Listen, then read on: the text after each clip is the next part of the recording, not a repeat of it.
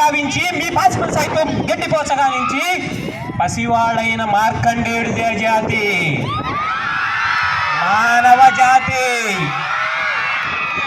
నీచమన్న మా జాతి మూలమైన ఏనాడో అప్రతిష్ట మూట కట్టుకున్న మీరు నేడు మమ్మల్ని జాతి జాతి అని అవహేళన చేయుటయా? ఎంత అజ్ఞానం, ఎంత సంస్కారం, ఎంత అజ్ఞానం! నేటి నుంచి దేవుడు అధికుడు, మానవుడు అధముడు అన్న భావాన్ని కోకట వేలతో సైతం పెగలించి వేసిదా.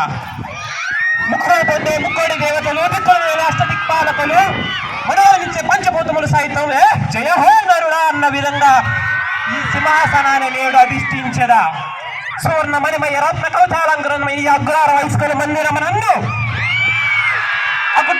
అకుటింత సేవ దక్ష పరివారమని ఈ స్టాఫ్ మధ్యమున ముగ్ధ మనోహర మోములు కలిగిన ఈ బాలబాలికన ముందున ధర్మ నిర్మ పరిరక్షణ నిలమైన ఈ రౌరవన సరదా శతదా శతదా సహస్రద కుల మత జాతి కోప పంకిమలను నేడు సమూలంగా శాశ్వతంగా ప్రక్రియను గావించరా. Any doubt? Thank you.